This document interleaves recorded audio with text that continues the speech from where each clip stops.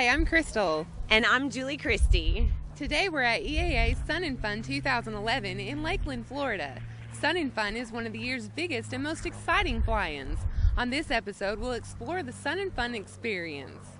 We'll also talk to several attendees who endured the terrible storms that ripped through the grounds on March 31st. So sit back and enjoy this special on-location episode of TAPtv.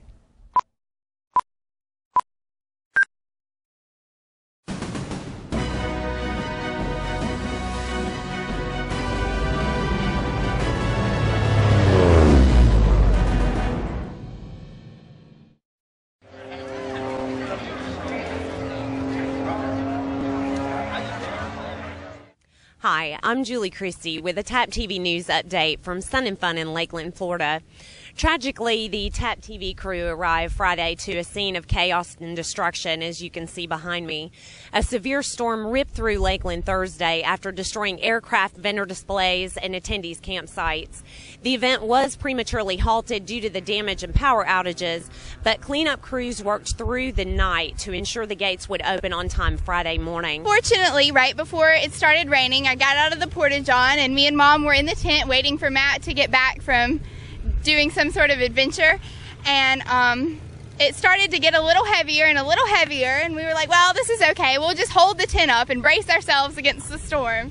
And before long, the tent had rolled over us, and we were upside down with all our stuff on top of us and in a pool of water, and we couldn't get out because the door was underneath us, and we just waited for someone to come by and acknowledge that we were still in there. I got concerned because I knew they were back here in the tent, and when I got back, the tent was in a ball, and it took me a minute, and then I realized the plane had broken its tie downs and had rolled, the wing had rolled over and knocked the tent over and whatnot, and they were in the tent, and I didn't think they were in there because I didn't hear any screaming or, you know.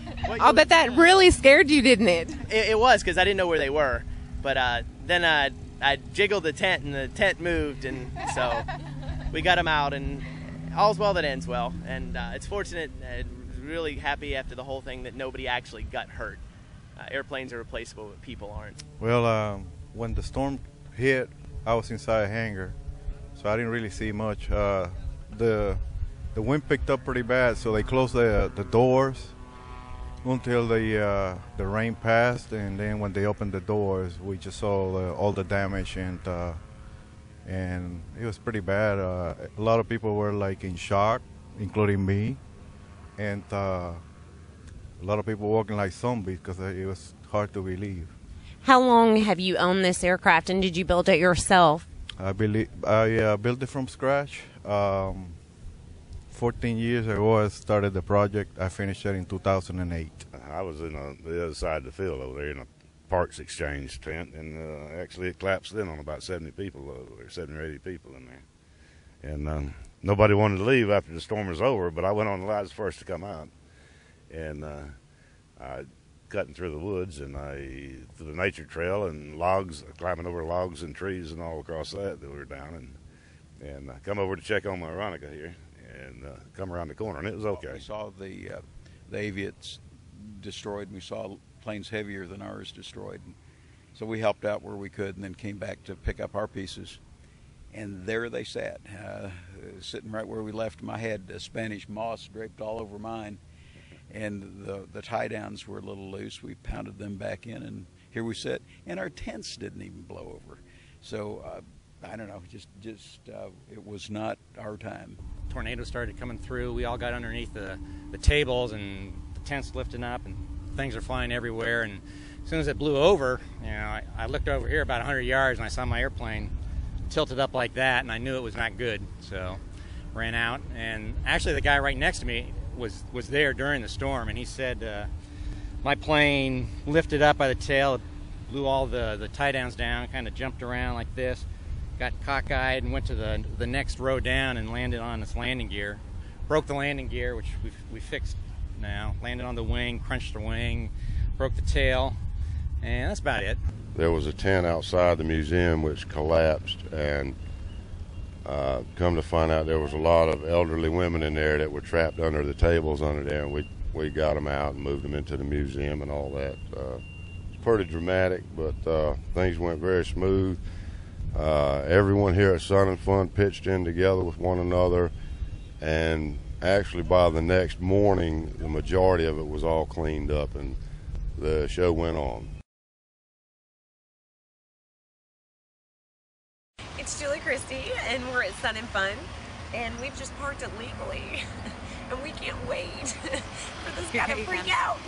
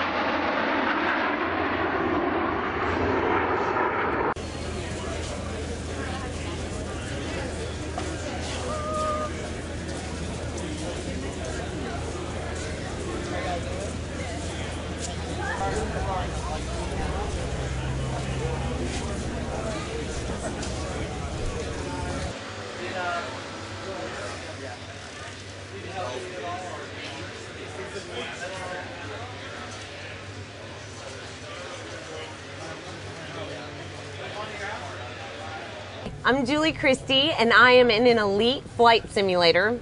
So everybody hold on. All right, ready? Oh. You crashed me. I'll try it again. Okay, ready?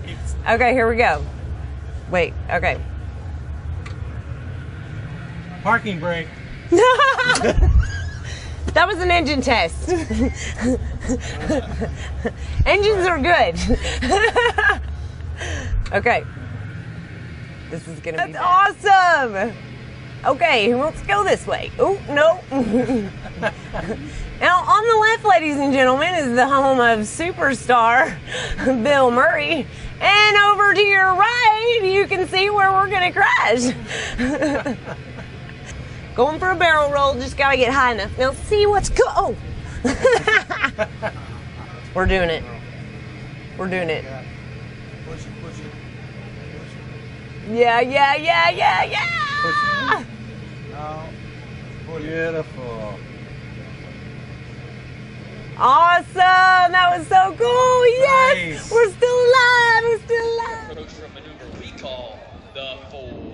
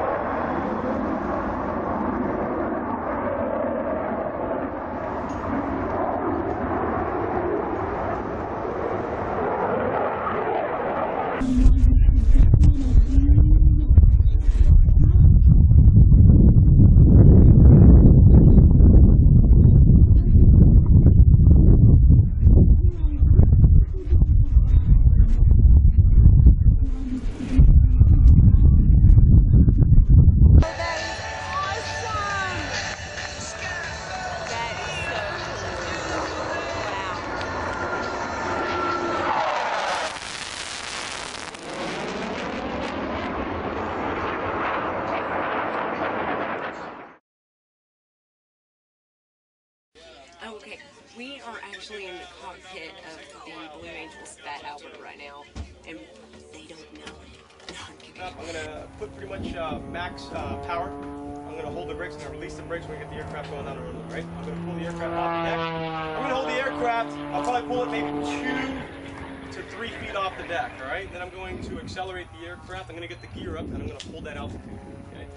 Once we get to about 200 miles per hour, I'm going to take the aircraft. I'm going to pull the yoke all the way back. We're going to go 45 degrees nose up, okay? That's about 6 times what you experience in a commercial jetliner, okay? 2 Gs are going to go on the bottom, okay? So you'll be 115 pounds.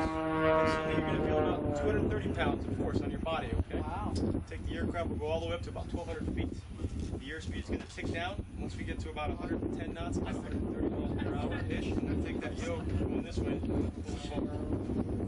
Once I push it forward, the aircraft's going to do this. Now all of us are still going to be doing this. 0 G, guys, is going to happen for the downwind. Now we're going to configure the aircraft to land, all right? 1,200 feet is just outside of small arms range. So we're going to simulate ourselves getting into a hostile environment. That's what we're going to show. We're going to hold 1,200 feet. I'm going to come back over this way.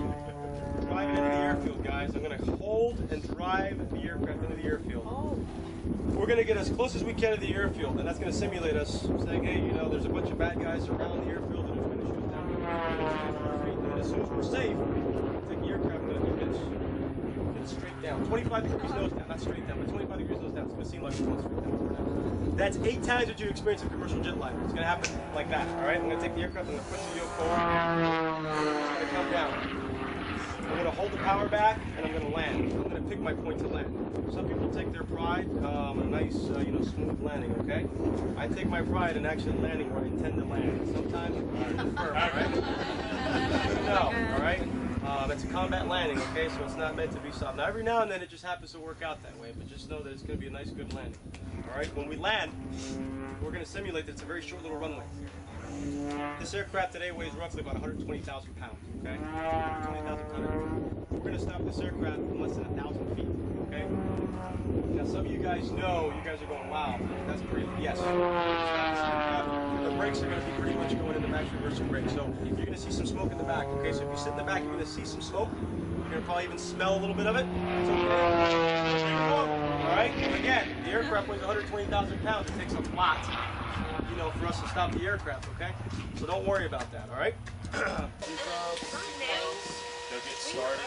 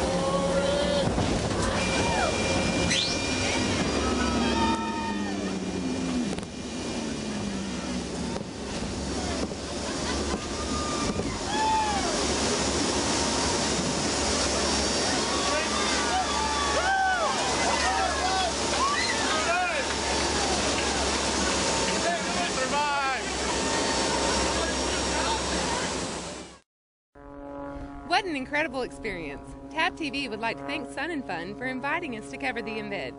We would also like to thank the staff and hundreds of volunteers, which make Sun and Fun possible. We hope you've enjoyed this special on-location episode. Thank you, and as always, we wish you blue skies and happy landings.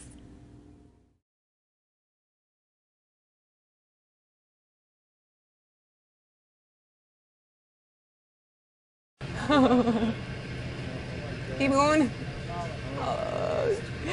It's not going to do it.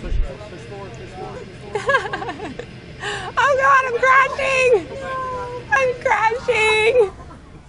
Okay, well, technically, I'm still here, but if that was real, I'd so be toast. Give me out!